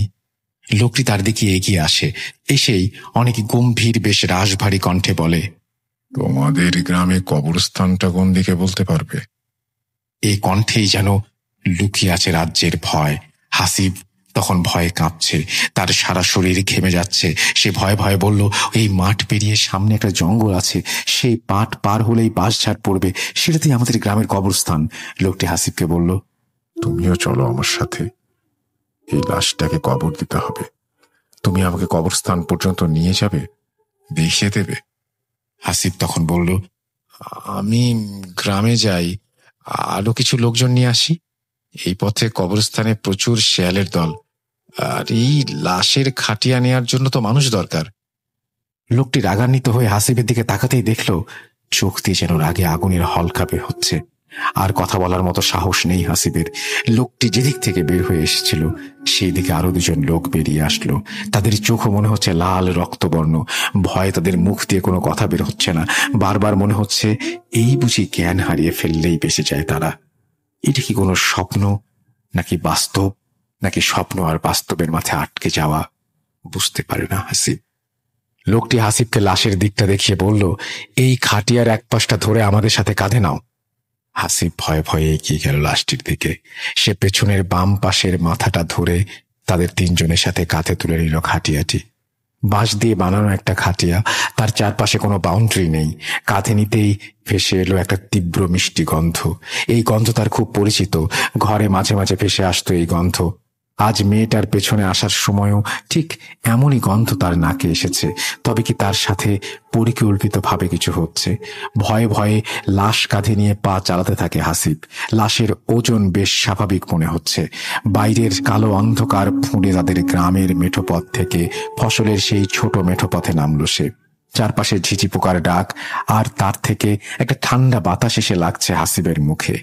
লোক তিনজন নিজের মাঝে কি সব যেন কথা বলছে, চেষ্টা করেও যেন কিছু বুঝতে পারছে না হাসিব। তারা যখন ফসলের মাঠ পার করে, ঠিক তখন মনে হলো হাসিবের পিছনে কিছু একটা আসছে। একটা ঘড় ঘড় শব্দ আসছে পেছন থেকে। হাসিবের যেন শরীর ঘামতে শুরু করেছে। তার মনে হচ্ছে আজ আর তার কোনো নিস্তার নেই। সে ভাবছে, কি থেকে কি হয়ে গেল? আমি যে এভাবে মারা যাব তা কি কখনো কেউ জানবে? আর কি দেখতে পাবো মানুষের মুখগুলোকে? তখনই ঠিক গড় গড় সেই শব্দটা আরো বেশি ভেসে আসতে লাগলো পেছন থেকে। মনে হচ্ছে পেছনে একটা কুকুর আসছে তাদের। হাসিব পেছনে ফিরে দেখতে যাবে, ঠিক তখনই হাসিবের পাশে থাকা লোকটা বলে উঠল, ভুলেও পেছনে তাকাবে না, চুপ করে সোজা তাকিয়ে হেঁটে আসো। পেছনে না তাকালেই তোমার ভালো। ফসলের মাঠ পার করে তারা জঙ্গলের মাঝে উঠে এসেছে। পেছনের সেই শব্দ বা অনুভূতি কিছুই নেই। জঙ্গলের মাঝে ছোট ছোট জঙ্গলি লতাপাতায় পেঁচে যাচ্ছে হাসিবের পা, তাই দ্রুত হাঁটতে পারছে না সে। এরই মাঝেই দূর থেকে ভেসে আসলো একটা ক্ষীণ শব্দ। কোথাও দূরে একটা শেয়াল আর্তনাদ করে উঠল করুণ সুরে। ভয়ে আবার যেন শরীর ঠান্ডা বরফ হয়ে এলো হাসিবের। পায়ের নিচে জঙ্গলের শুকনো ডালপালা ভাঙার মর্মর মটমট মৃদু শব্দ, আর দূরে থেকে ডেকে ওঠা শেয়ালের করুণ ডাকে যেন ভয় জেঁকে ধরেছে তাকে। কেমন একটা ঘোর পরিবেশ তৈরি করেছে চারপাশ। শেয়ালের করুণ ডাক সেই দূরে মিলিয়ে যেতেই মনে হয় হাসিবের খুব কাছে থেকে ডেকে উঠল একটা শেয়াল। তারপর এপাশ ওপাশ মিলিয়ে বেশ কিছু শেয়াল ডেকে উঠল একসাথে। হাসিবের ভয়ে তখন দেহ যেন রক্তশূন্য। নিজের হৃৎপিণ্ডের শব্দ নিজের কানেই সে শুনতে পাচ্ছে। সামনে থেকে একজন লোক বলে উঠল, ভয় পেও না, আশেপাশে আমাদের লোক আছে, তোমার কিছুই হবে না। লাশ দাফন করা হয়ে গেলে তুমি চলে যাবে। জঙ্গল পার করে তারা যখন বাঁশঝাড়ের মধ্যে ঢুকছে, তখন শেয়ালের ডাক কমে এসেছে। চারপাশে যে আরো মানুষ আছে এটা তখন খেয়াল করলো হাসিব। তার আশেপাশে আরো অনেক এমন অচেনা লোক দেখতে পেল সে। তারা সবাই লাশের পিছে পিছে আর পাশে হেঁটে আসছে। হাসিবরা তখন লাশ নিয়ে কবরস্থানে পৌঁছে গেল। খেয়াল করলো গ্রামের অনেকের কবরগুলো ছড়িয়ে ছিটিয়ে আছে চারপাশে। এই তো কদিন আগে পাশের বাড়ির এক চাচার কবর দিয়েছিল এখানে। হাসিবও এসেছিল কবর দিতে। কবরের পাশের বাঁশের বেড়া তখনও নতুন। ঠিক তখন পিছন থেকে একজন বয়স্ক লোক এগিয়ে আসলো। লাশের খাটিয়াটা এনে মাটিতে রাখতেই সেই লোক হাসিবের দিকে এগিয়ে এসে বলল, তুমি আমাদের একটা কবর খুঁড়ে দাও। ভয়ে ভয়ে হাসিব জানালো জীবনে সে কোনোদিন কবর খোঁড়েনি, জানেও না কিভাবে খুঁড়তে হয়। লোকটি তাকে অভয় দিয়ে বলল, আমাদের দুজন লোক তোমাদের সাথে কাজ করবে। লোকটার কথার মাঝে কোনো রাগ নেই, কেমন একটা সুন্দর কোমলতার ছাপ আছে কথায়। তার গ্রামে এমন অদ্ভুত এত ভালো লোক সে আগে কখনো দেখেনি। ভয় কিছুটা কেটে গেল তার। পাশে একটা কোদাল আর খন্তা রাখা। হাসিব সহ আরো দুজন কবর খোঁড়ার কাজে লেগে গেল। মানুষগুলো একটু পর জটলা করে দাঁড়িয়ে গল্প করছে, কিন্তু তারা ঠিক কি ভাষায় কথা বলছে তার কিছুই বুঝতে পারছে না হাসিব। কেমন একটা অস্পষ্ট লাগছে তার কাছে। সাথে থাকা দুজনের মুখেও কোনো কথা নেই। তারা এক মনে কাজ করে যাচ্ছে হাসিবের সাথে। কবর খোঁড়া শেষ। সেই বৃদ্ধ লোকটা এগিয়ে আসলো কবরের দিকে।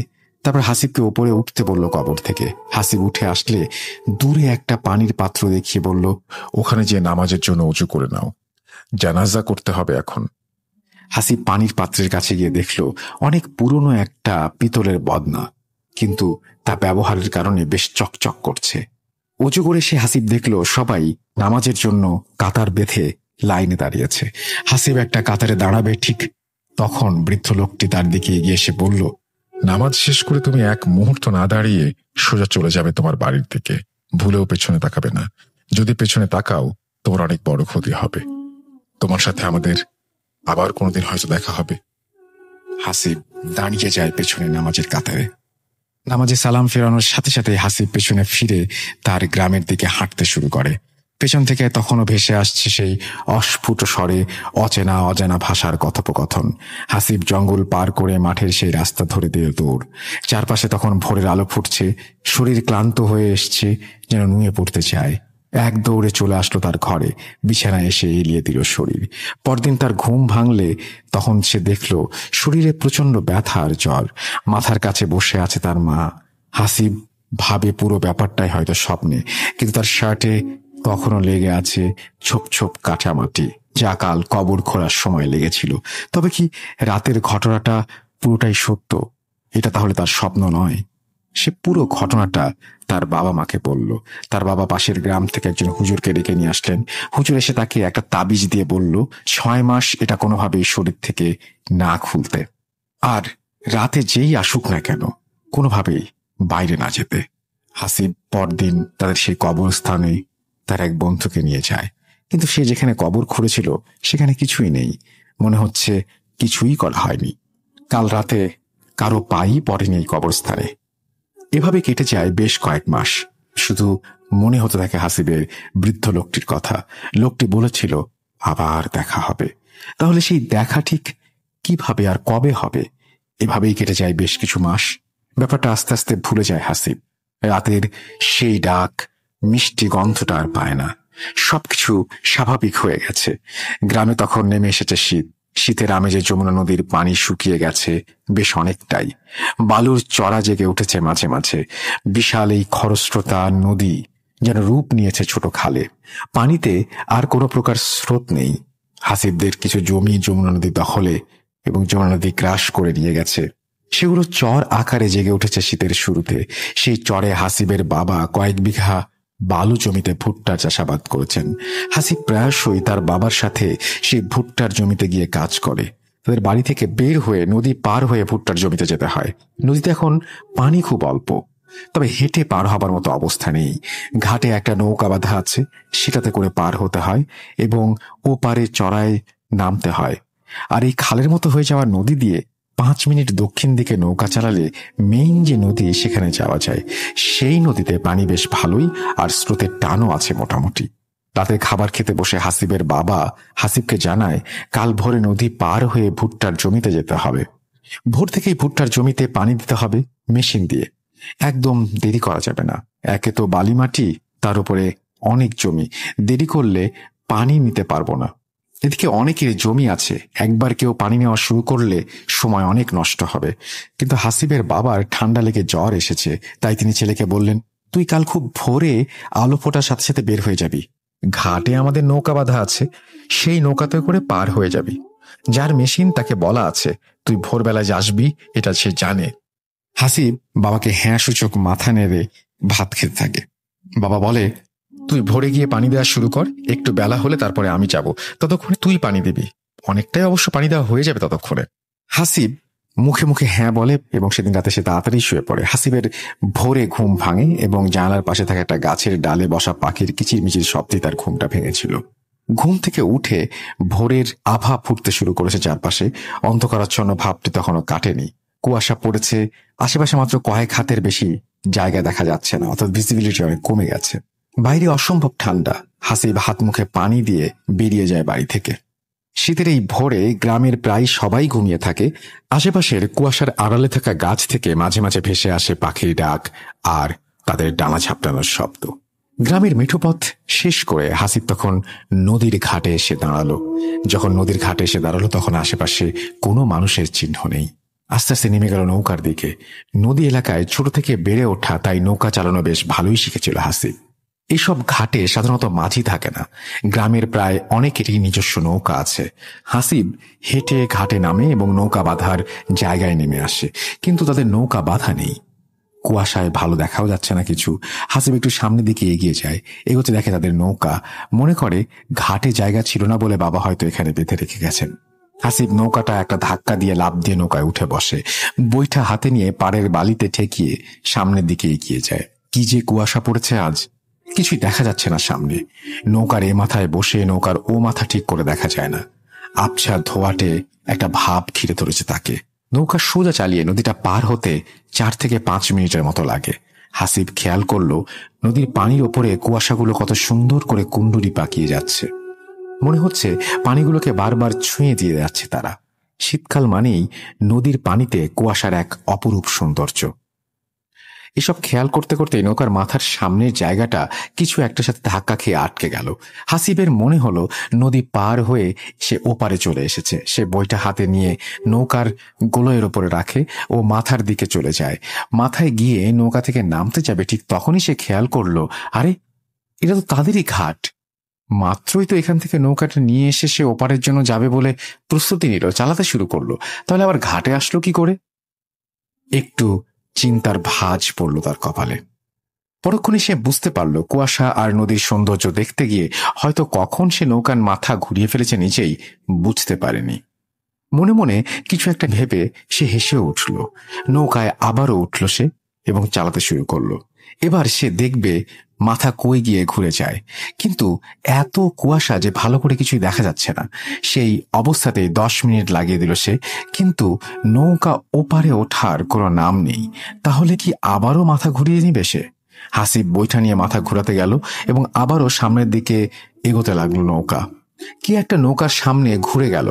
হাসিব বৈঠা নৌকার ওপরে রেখে আবার সামনের দিকে হেঁটে নৌকার সামনের মাথায় এগিয়ে গেল, কিন্তু সেখানে কিছুই নেই, কিছুই দেখতে পাচ্ছে না। নৌকা যে নদীর কোন জায়গায় সেটাও বোঝা যাচ্ছে না। ভিজিবিলিটি নাই কুয়াশার কারণে, সামনে যতটুকু দেখা যায় ততটুকু পানি। হাসিব চিন্তা করলো এতক্ষণে তো ওপারে পৌঁছে যাওয়ার কথা। ঠিক তখনই হাসিবের চোখে পড়ল নৌকার অপর প্রান্ত, যেন ঘন কুয়াশার ওপরে উঠছে একগুচ্ছ কালো চুল। নাকে ভেসে আসছে পরিচিত সেই মিষ্টি গন্ধ। নৌকার অপর পাশে গলুইয়ের উপরে বসে ওটা কে? ভালো করে তাকাতেই দেখলো সেই নারী মূর্তি। ডান হাত দিয়ে বাম হাতের কনুইয়ের ওপরে হাতড়ে দেখলো হাসিব। সর্বনাশ হয়ে গেছে। হুজুরের দেয়া তাবিজটা তো নেই। হাসিব কি করবে ভেবে পাচ্ছে না। তার কি করা উচিত? তার কি নৌকা থেকে লাফ দেওয়া উচিত? না, তা ঠিক হবে না। শুনেছে পানিতে পড়ে গেলে নাকি মাথা ঠেসে ধরে। ভয়ে শরীর শক্ত হয়ে আসছে হাসিবের। হৃৎপিণ্ড যেন থেমে গেছে। অতি প্রাকৃত কিছু হয়ে যেতে পারে যে কোনো সময়। নারী অবয়বটা হাত বাড়িয়ে বৈঠা তুলে নিল। যেন গলা দিয়ে হাসিবের একটি আওয়াজও বের হচ্ছে না, তবু এত জোরে চিৎকার করছে যেন তার মাঝেই সে জ্ঞান হারিয়ে ফেলবে। এর মাঝেই ভেসে আসলো পানিতে বৈঠা ফেলার শব্দ। ভুঁ করে লুটিয়ে পড়ল হাসিব। লুটিয়ে পড়ার আগেই দেখল অবয়বটা এক জায়গায় তাকিয়ে আছে তার দিকে, আর সবকিছু মিলেমিশে একাকার হয়ে গেছে। কত সময় কেটে গেছে জানা নেই হাসিবের। ঘোরটা তখনও কাটেনি। মাথার নিচে শক্ত ঠান্ডা কাঠের অনুভূতি জানান দিল, না, এটা স্বপ্ন নয়। সে যা দেখছে তা সত্যি। এখনো যা ঘটে চলেছে তাও সত্যি। এর মাঝে বিন্দু মাত্র কোনো সংশয় নেই। যেন কোনো কিছুই মিলতে চাইছে না। অতি কষ্টে চোখ মেলে দেখা যাচ্ছে শুয়ে থেকে নৌকা তখনও চলছে দুরন্ত গতিতে। চারপাশে কুয়াশার ভাবটা কেটে গেছে অনেকটাই, কিন্তু ঘন অন্ধকারাচ্ছন্ন চারপাশ মনে হচ্ছে গিলে খাচ্ছে তাকে। দুটো বন জঙ্গলের মতো কিছু পরিলক্ষিত হচ্ছে। চারিদিকে অনেক বেশি নিস্তব্ধ। আশেপাশে ঝোপঝাড় থেকে হঠাৎ হঠাৎ ভেসে আসছে সেদিন রাতের শেয়ালের করুণ আর্তনাদ। তা এক নিমিষেই মিলিয়ে যেতেই শোনা যাচ্ছে বড় কোনো পাখির ডানা ঝাপটানোর শব্দ, আর নৌকা চলার জন্য তীব্র জলপ্রপাতের মতো হু হু অবিশ্রান্ত শব্দ। নৌকার অপর মাথার দিকে তাকাতেই ভয় করছে হাসিবের। জীবনের সব সাহস যেন শেষ হয়ে গেছে। কি করবে কিছুতেই ভেবে পাচ্ছে না হাসিব। আবার চোখ বন্ধ হয়ে আসছে হাসিবের। নিজের ইচ্ছাতে কোনো কিছু হচ্ছে না। শরীর যেন তার আর কথা শুনতে চাইছে না। আবার চোখ বন্ধ করলো সে। কতটা সময় চলে গেছে হাসিবের জানা নেই। কানে তখনও ভেসে আসছে পানির একটানা শব্দ। যখন সে চোখ খুলল, বিশাল এক হল ঘরের মতো জায়গায় বসে আছে সে। চারপাশে সবকিছু কেমন যেন আবছা মনে হচ্ছে তার কাছে। ভালো করে তাকিয়েও যেন কিছু দেখা যাচ্ছে না। আগের মতোই অস্পষ্ট কিছু কথা ভেসে আসছে তার কানে। সামনে পাশে মনে হচ্ছে কেমন একটা কুয়াশার আস্তরণ ভেসে আছে। ঘরের খোলা একটা পরিবেশ। হাসিব উঠতে চায়, কিন্তু শরীর তাতে সায় দেয় না। অগত্যা বসেই বোঝার চেষ্টা করে কোথায় আছে সে।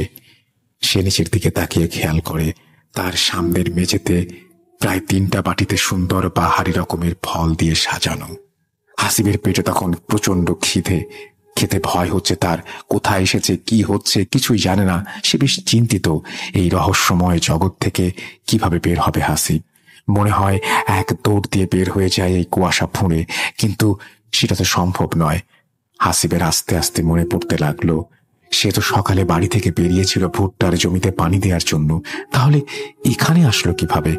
উত্তর খুঁজতে গিয়ে সব মনে পড়ে যাচ্ছে হাসিবের। ভয়ে আবার জড়সড় হয়ে উঠল হাসিব। তবে কি এভাবেই মরতে হবে তাকে? এ থেকে বাঁচার কি কোনো উপায় নেই? ভয়ের একটা ঠান্ডা স্রোত বয়ে যায় হাসিবের শির দ্বারা দিয়ে। হঠাৎ সামনে থেকে ভেসে আসে একটা পরিচিত কণ্ঠস্বর। হাসিবের চিনতে অসুবিধা হয় না, বহু মাস আগে কবরস্থানে ঠিক এই কণ্ঠস্বর সে শুনেছিল। তার মনে পড়ল সেই বৃদ্ধ তাকে বলেছিল, আমাদের আবারও দেখা হবে। হাসিব এবার আরো ভয় পেয়ে যায়। এবার তার সাথে কি হবে, কি হচ্ছে কিছুই বুঝতে পারে না সে। কি করবে সে এখন? বৃদ্ধ লোকটি সেই সাদা ঘন কুয়াশাচ্ছন্ন আস্তরণ ভেদ করে হাসিবের সামনে এগিয়ে আসে, জানতে চায় হাসিবের শরীর এখন কেমন আছে। হাসিব ভয়ে কান্না জড়ানো কণ্ঠে বলে, আমাকে ছেড়ে দিন, আমাকে যেতে দিন বাড়িতে, আমি আমার মা বাবার কাছে যেতে চাই। বৃদ্ধ লোকটি তাকে অভয় দিয়ে বলল, ভয় নেই, তোমাকে তোমার বাড়িতে পৌঁছে দেওয়া হবে। তুমি এখন এই ফলগুলো খেয়ে নাও, সারাদিন কিছুই খাওনি। হাসিব জিজ্ঞেস করে, আমি এখন কোথায় আছি? চারপাশে এমন কেন? আমাকে এখানে কে নিয়ে এসেছে? ঠিক তখনই হাসিব পাশ থেকে একটা মেয়ের হাসি শুনতে পেল। মৃদু হেসে থেমে গেল মেয়েটি। লোকটি হাসিবের দিকে তাকিয়ে বলল, যে তোমাকে নিয়ে এসেছে সে আমার মেয়ে। তোমাকে তার ভালো লেগেছে বলে দুষ্টুমি করে তোমাকে এখানে নিয়ে এসেছে। তবে তুমি কোথায় আছো এটা জানার দরকার নেই, বা তুমি বুঝতেও পারবে না। তোমাকে তোমার ঠিকানায় রেখে আসা হবে, তোমার কোনো ক্ষতি হবে না, ভয়ের কিছু নেই, তুমি খেয়ে নাও।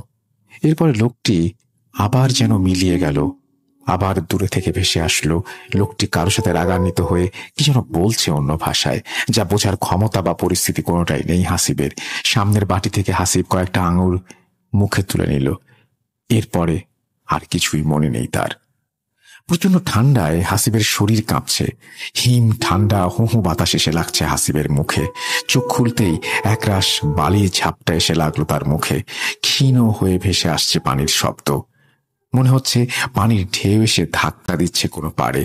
চোখ বন্ধ করে ফেলল হাসিব।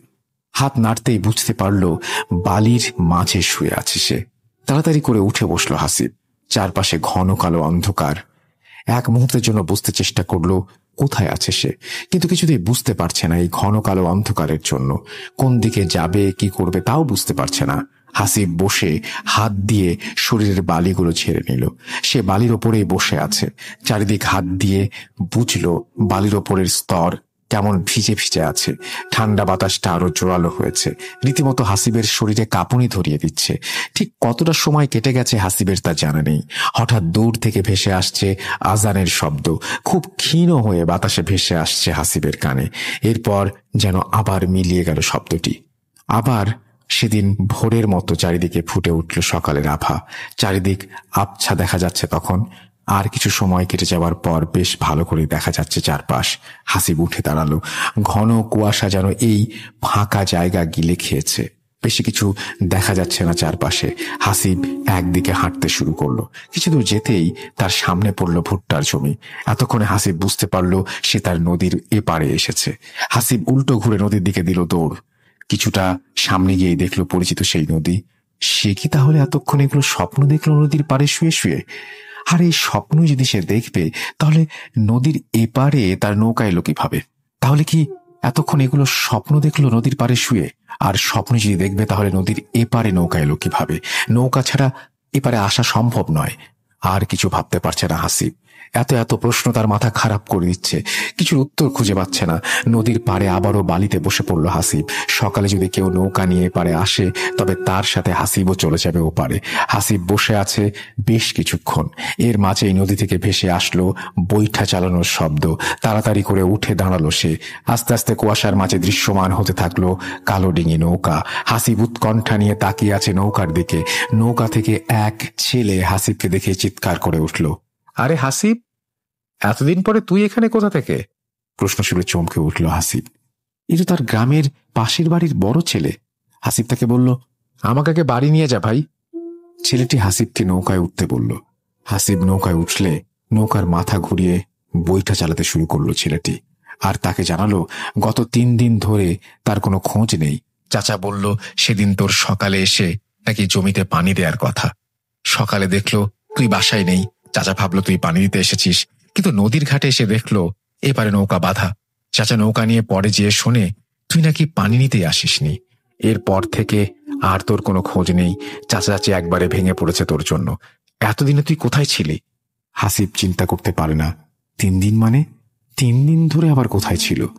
কিছুই তো মনে নেই তার। শুধু মনে আছে লোকটাকে সে আবার দেখছে। হাসিব কোনো উত্তর দেয় না। এর মাঝে নৌকা এসে ধাক্কা খায় ঘাটে। হাসিব নৌকা থেকে নেমে বাড়ির দিকে দৌড় দেয়। বাড়িতে পৌঁছে উঠোন থেকে মাকে জোরে জোরে ডাক দিতে থাকে। হাসিবের মা বাবা দৌড়ে বের হয়ে আসে।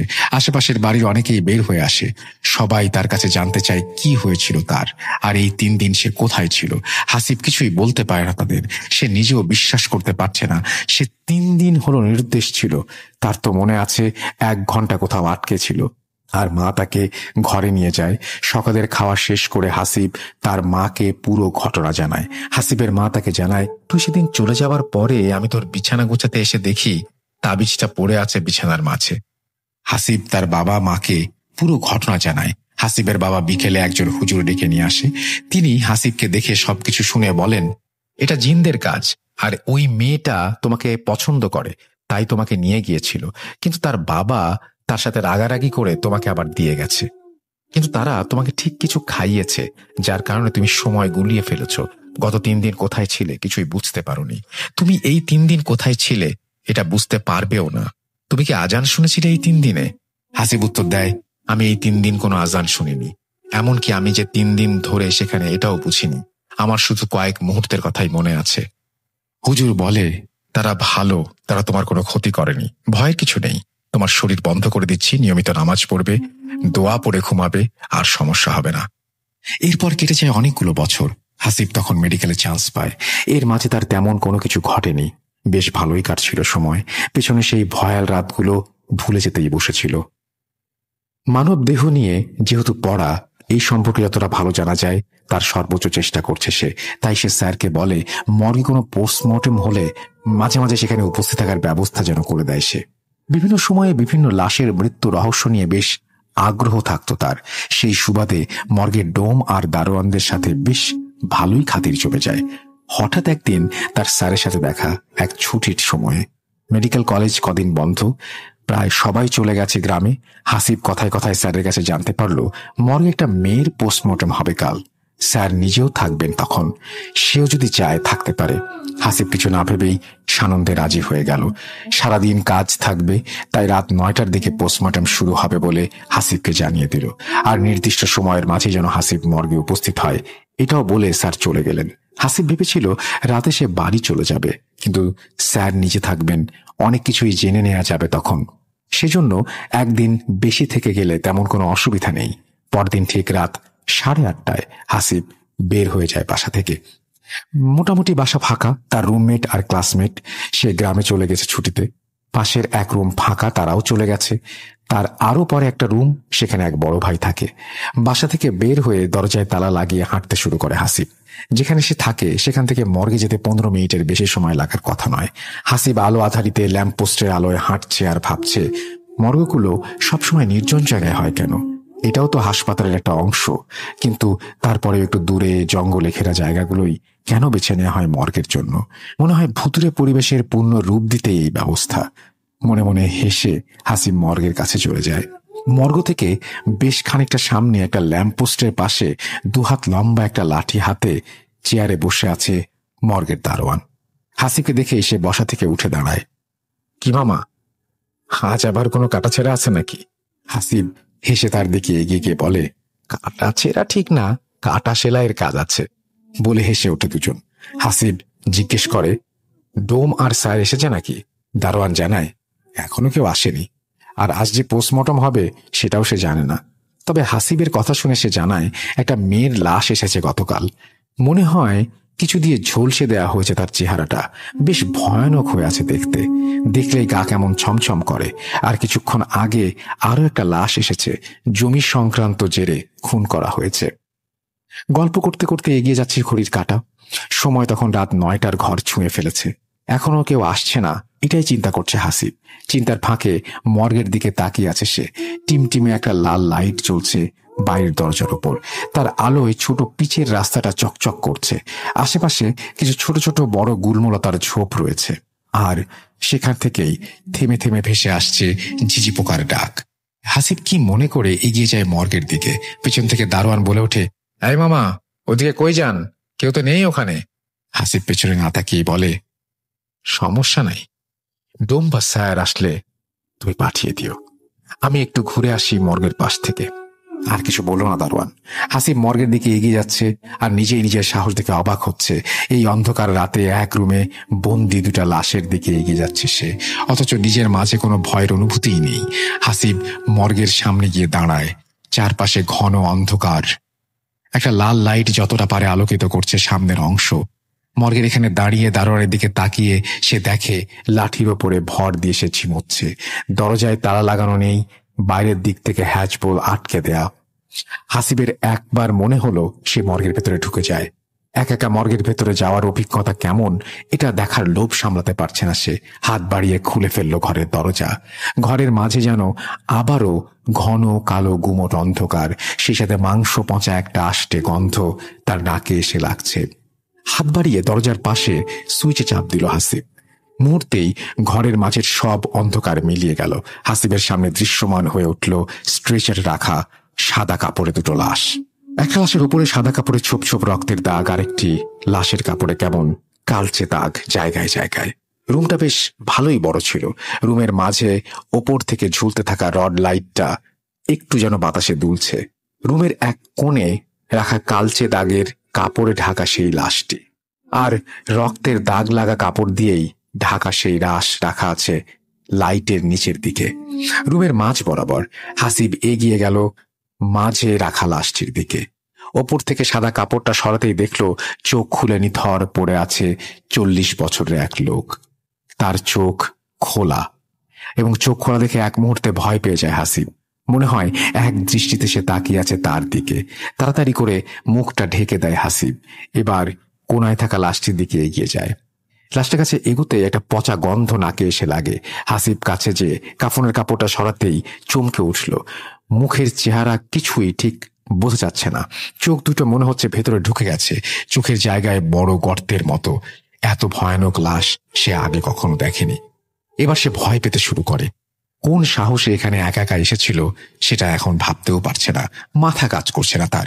সে তাড়াতাড়ি করে কোনো মতে লাশের ওপরের কাপড়টা ফেলে দিয়ে যেই পেছনে ঘুরেছে, ঠিক তখনই একটা শব্দ। রুমের ভেতরে জ্বলতে থাকা বাল্বটি ভেঙে চুরমার হয়ে মেঝেতে পড়ে যায়। এক নিমিষের মাঝেই অন্ধকার নেমে আসে। চারিদিক গুমট অন্ধকার, তার সাথে পাল্লা দিয়ে বাড়ছে মৃতদেহের পচা গলা গন্ধ। হাসিবের স্পষ্ট মনে আছে সে রুমের দরজা খুলে ভেতরে এসেছিল। রুমে অন্ধকার হলেও বাইরে দরজার ওপরে আলো রুমে আসার কথা, আর দরজা দিয়ে বাইরের ল্যাম্পপোস্টের আলো দেখতে পাওয়ার কথা। কিন্তু না, কোথায় সেই দরজা? এই যে নিশ্চিত্র অন্ধকার। হাসিবের মনে হচ্ছে এক কবরের মাঝে সে, কোথাও কোনো আলো নেই। হাসিব কি করবে বুঝতে পারছে না। শরীর ঘেমে গোসল হয়ে যাচ্ছে তার। মনে মনে দরজার অনুমান করে সামনের দিকে এগিয়ে যায় হাসিব। কয়েক পা এগিয়ে আসতেই ভয়ে তার 2 পা জড়িয়ে যায়। রুমের সাথে থাকা স্ট্রেচারের ওপরে থাকা সেই লাশের ওপরে পড়ে যায় সে। হাতের নিচে ঠান্ডা শরীরের একটা অনুভব ভয়ের শেষ পর্যায়ে নিয়ে যায় তাকে। তাড়াতাড়ি উঠতে যাবে, ঠিক তখনই মনে হলো, আরে লাশটা তো নড়ে উঠল হাতের নিচটায়। হাসিবের শির দ্বারা দিয়ে একটা ভয়ের স্রোত বেড়ে যায়। লাশের মতো তার শরীরও ঠান্ডায় জমে গেছে মনে হচ্ছে। সে গলা ফাটিয়ে চিৎকার করার ব্যর্থ চেষ্টা করলো কয়েকবার। সে দৌড়ে চলে আসলো দরজার দিকে, এসেই দেয়ালের সাথে একটা ধাক্কা খেলো। রুমের মাঝে তখনও একরাশ অন্ধকার। হঠাৎ রুমের মাঝে সকল নীরবতা ভেঙে খুটখাট শব্দ শুরু হলো। সাথেই ধপ করে কিছু একটা মেঝেতে পড়ার শব্দ ভেসে আসলো ঘরের কোণা থেকে। হাসিবের মনে হয় আজ আর তার নিস্তার নেই। নিজের উপরে প্রচন্ড রাগ হতে থাকে। কেন সে এখানে এসেছিল? হাতড়ে দরজা খুঁজতে থাকে সে, কিন্তু কোথায় সেই দরজা? সব দিকেই তো সলিড দেয়াল। চোখ ভিজে কান্না চলে আসে হাসিবের। পেছন থেকে স্ট্রেচার টানার শব্দ আসছে। হাসিব দেয়াল হাতড়ে খুঁজে পায় রুমের দরজা। জোরে জোরে ধাক্কা দিতে থাকে হাসিব। একটু পরে দরজা খুলে যায়। রুমের বাইরে দাঁড়িয়ে আছে সেই দারোয়ান। হাসিব যেন তাকে দেখেই জড়িয়ে ধরে কান্নায় ভেঙে পড়ল। তার শরীর এখনো কাঁপছে থরথর করে। দারোয়ান হাতে থাকা লাইটটা রুমের দিকে মারতেই তারা দেখে রুমের মাঝে থেকে ছেলের লাশের ওপরে থাকা সাদা কাপড়টা নিচে পড়ে আছে, আর রুমের কোনায় থাকা মেয়ের লাশটা উপুর হয়ে পড়ে আছে মেঝেতে। লাশ এমন এলোমেলো হয়ে আছে কেন তা বুঝতে পারে না কেউ। মেয়েটির লাশই বা কি করে মেঝেতে পড়লো তারও কোনো উত্তর নেই তাদের কাছে। হাসিব আর কিছুই বলতে পারে না। দারোয়ান তাকে ধরে নিয়ে আসে বাইরে আলোতে। দারোয়ান থেকে একটি চেয়ারে এনে বসিয়ে দেয়। পানি খেয়ে যেন আবারও প্রাণ ফিরে পায় হাসিব। হাতে থাকা বোতল এক চুমুকে প্রায় অর্ধেকটা পানি খেয়ে শেষ করে। তারপর সে দারোয়ানের দিকে তাকায়। দারোয়ান তাকে জিজ্ঞেস করে, মামা, কি হয়েছিল আপনার? আমি এখানে বসে একটু ঝিমুনি ধরে গিয়েছিল, তারপরেই কানে আসতে লাগলো দরজায় ধুপধাপ শব্দ। আমিও তো প্রথমে ভয় পেয়ে গিয়েছিলাম, কি যে হলো। পরে মনে হলো আপনি তো গিয়েছিলেন ওদিকে, তাই দৌড়ে চলে গেলাম। হাসিব দারোয়ানকে পুরো ঘটনা বলল, কিন্তু দারোয়ান জানালো রুমের দরজা তো খোলাই ছিল, শুধু ভেজানো ছিল। হাসিব বলল, আমি তো কোনো আলোই দেখতে পাচ্ছিলাম না। দরজা খুলতে চেষ্টা করলাম, কিন্তু কিছুতে খুলতে পারছিলাম না। দারোয়ান তাকে জানালো, আজ স্যার আসতে পারবেন না, তাই পোস্টমর্টম হবে না। আমাকে একটু আগে ওয়ার্ড বয় এসে বলে গেল, আর সেটা আপনাকে জানানোর জন্যই গিয়ে দেখি এত সব কাহিনী। একটু ধাতস্থ হয়ে হাসিব উঠে আবার বাসার দিকে হাঁটা দিল। বাসার দিকে হেঁটে যেতেও তার কেমন ভয় করছিল। মনে হচ্ছিল চারপাশ ঘন অন্ধকারে ভরে যাবে, আবারও ঘিরে ধরবে সেই গুমোট অন্ধকার। এই বুঝে কেউ উকি দিয়ে দেখছে তাকে, পেছনে কি কেউ হেঁটে আসছে। এত সব চিন্তা নিয়ে ভয়ে ভয়ে বাসায় পৌঁছে গেল হাসিব। রাতে আর খাবার খেতে ইচ্ছা করল না তার। যে একটা অবস্থা কাটলো এখনো গায়ে কাটা দিচ্ছে। বিছানা এলিয়ে দিল শরীর। এমনিতে একদম অন্ধকার ঘর ছাড়া ঘুমোতে পারে না হাসিব, কিন্তু আজ তার সাহস হলো না ঘর অন্ধকার করতে। মনে হলো অন্ধকার করলে আবার বুঝি কিছু একটা হবে, কিছু একটা ঘটে যাবে তার সাথে। রুমে থাকা হালকা নীল কালারের একটা ডিম লাইট অন করে দিল সে। হালকা নীল আলোতে চারপাশ কেমন মায়াবী লাগছে। সব প্রশ্নগুলো মাথায় ঘুরছে। উত্তর খোঁজার চেষ্টা করছে হাসিব, কিন্তু কিছুতেই হিসাব মিলছে না। কি থেকে কি হলো সঠিক কোনো কিছুরই উত্তর দাঁড় করাতে পারছে না। মানুষ যখন কোনো জিনিসের উত্তর খুঁজে না পায় তখন তার সাথে থাকা ভয়টি আরো বেশি জেগে ধরে। হাসিবের ক্ষেত্রেও তার ব্যতিক্রম নয়। একসময় মস্তিষ্ক ক্লান্ত হয়ে ঘুমের দেশে পাড়ি জমায় হাসিব। রাত তখন কটা হবে জানা নেই। চারিদিকে নিস্তব্ধতা। ঘরে থাকা ঘড়ির কাঁটার টিকটিক শব্দটা শুধু হালকা হালকা কানে ভেসে আসছে। হঠাৎ সে বুকের ওপরে প্রচন্ড চাপ অনুভব করল। মনে হচ্ছে তার বুকের ওপরে কিছু একটা চেপে বসে আছে। বুকের ওপরের এই অসম্ভব চাপে ঘুম পুরোপুরি ভেঙে যায় হাসিবের। সে আস্তে আস্তে চোখ খুলে তাকায়। ঘরের ভেতরে হালকা নীল আলোতে চোখ খুলে হাসিব যা দেখে তা দেখে তার শরীরের রক্ত হিম হয়ে যায়। তার বুকের ওপরে চেপে বসে আছে একটা নারীর অবয়ব। ভালো করে তাকাতেই দেখে সেই সাদা কাফনের কাপড়। একটা মাংস পচা গন্ধে পুরো ঘর ভরে গেছে। একরাশ চুল উঠছে বাতাসে। ভয়ে এবার ঘামতে শুরু করে হাসিব। আবার সে চলে যায় একটা ঘোরের মাঝে। সে কি আসলে বাস্তবেই এটা দেখছে, নাকি এটা কোনো স্বপ্ন? আজও তার শরীর সায় দিচ্ছে না তার সাথে। অনেক চেষ্টা করেও হাত পা কিছুতেই নাড়াতে পারছে না হাসিব। এমনকি তার গলা দিয়েও কোনো শব্দ বের হচ্ছে না। হাসিব নিজের সব শক্তি দিয়ে চিৎকার করার চেষ্টা করলো, কিন্তু গলা দিয়ে গোঙানির মতো আওয়াজও বের করতে পারল না। আর তখনই মেয়েটি তার দিকে তাকায়, হাসিবের দিকে এগিয়ে আসে। কি ভয়ানক সেই মুখ! মুখের কিছু জায়গায় মাংস যেন খসে পড়ছে, চামড়া ঝুলে গেছে অনেক জায়গায়। চোখ দুটো যেন অন্তহীন গর্ত, যেন কেউ কোঠর থেকে বের করে নিয়ে এসেছে চোখ দুটিকে। লাশ কাটা ঘরের স্ট্রেচারে শুয়ে থাকা সেই মেয়েটি যেন চেপে আছে তার বুকের ওপর। মেয়েটি ভাবলেশীন ভাবে তাকিয়ে দুইটা হাত উঁচু করে এগিয়ে দেয় হাসিবের গলার দিকে। হাতের চামড়া দেখে এতটাই ফ্যাকাশে মনে হচ্ছিল, নীল আলোতেও মনে হচ্ছিল তার শরীরে কোনো রক্ত অবশিষ্ট নেই। হঠাৎ হাত দুটি এসে চেপে ধরে হাসিবের গলা। হাসিব প্রাণপণে হাত দুটো দিয়ে চেপে ধরে মেয়েটির হাত। জোরে চিৎকার করে বাঁচার আপ্রাণ চেষ্টা করতে থাকে। তার মনে হচ্ছে সে এবার মারা যাচ্ছে। চোখ দুটি বন্ধ হয়ে আসবে হাসিবের। চোখের পাতা মিলিয়ে যাওয়ার আগে হাসিব দেখে মেয়েটি এখনো চেপে বসে আছে তার বুকে, আর তার গলা চেপে ধরে আছে। বুকের উপরে প্রচন্ড ব্যথা অনুভব করে হাসিব। সকালে তার ঘুম ভাঙল। পাশের রুমে থাকা বড় ভাইয়ের ডাকে। বিছানায় উঠে বসে হাসিব আর ভাবতে থাকে রাতে কি হয়ে গেল তার সাথে। সে কি আসলেই স্বপ্ন দেখছে, নাকি সত্যি রাতে মর্গের সেই মেয়েটি এসেছিল? আর চিন্তা করতে পারছে না হাসিব। বিছানা থেকে উঠতে গিয়ে বুকের ওপরে প্রচন্ড একটা ব্যথা অনুভব করে, বুকের মাঝে ধক করে ওঠে। তবে কি? বাথরুমে থাকা আয়নার সামনে যেতেই দেখে গলায় লাল রক্ত জমাট বেঁধে আছে। মনে হচ্ছে কয়েকটি আঙুলের দাগ বসে আছে গলায়। ভয়ে কুঁকড়ে যায় হাসিব। এর মানে রাতের ঘটনা মিথ্যা বা স্বপ্ন নয়। রাতে সে যা দেখেছে তা পুরোটাই সত্যি। আর এক মুহূর্ত এখানে নয়। ব্যাগ গুছিয়ে বেরিয়ে পড়ে হাসিব। বাড়ি ফিরে আর কাউকে জানানোর সাহস হয় না ব্যাপারটা। যদিও তার মা তার গলায় এমন দাগ দেখে প্রশ্ন করে, সে অ্যালার্জি বলে উড়িয়ে দেয়। ছুটি শেষ করে এসে হাসিব সেই বাসা ছেড়ে দিয়ে নতুন বাসায় ওঠে। এরপরে আর তেমন কোনো সমস্যা হয়নি বা ঘটেনি।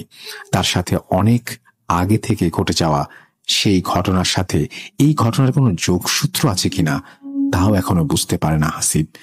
সেই রাতে কেনই বা এমন কিছু ঘটেছিল তার সাথে, এর কোনো সঠিক ব্যাখ্যাও সে দাঁড় করাতে পারে না। মেয়েটি কি তাকে কিছু বলতে চেয়েছিল? বলতেই যদি চাইবে, তবে এমন করে বুকের ওপরে গলা চেপে ধরে বসেছিল কেন? কিসের রাগ ছিল তার ওপর? এমন অনেক প্রশ্ন আজও আছে অন্ধকারে। এর সঠিক উত্তর আজও মেলানোর চেষ্টা করছে হাসিব।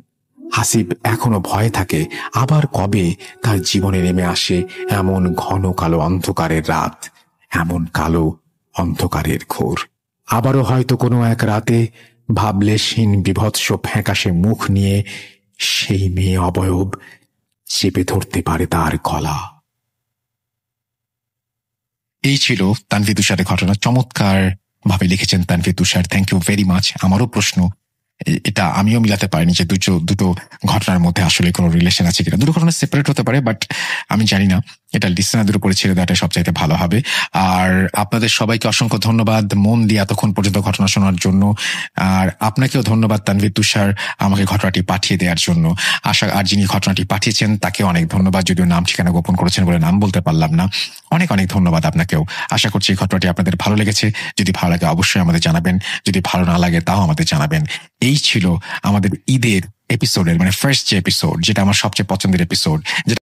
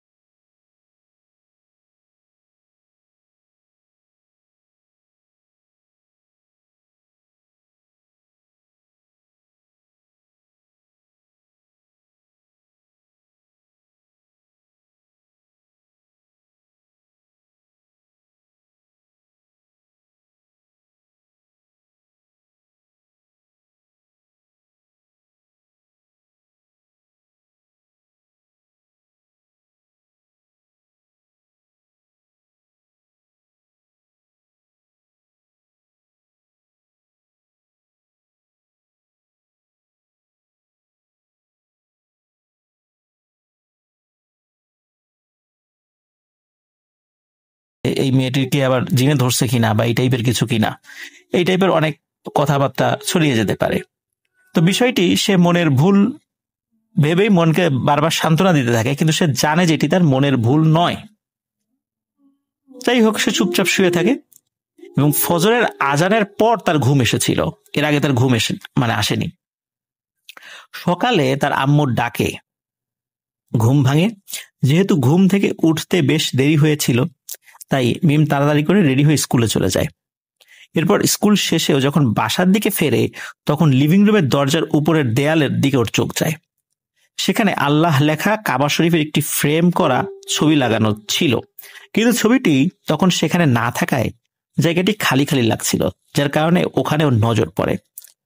মিম তখন ওর আম্মুর কাছে ছবিটি কোথায় তা জানতে চায়। তখন তার আম্মু বলে যে ঘুম থেকে উঠে উনি লিভিং রুমে এসে দেখেন যে কাবা শরীফের ওই ছবিটি মাটিতে পড়ে আছে।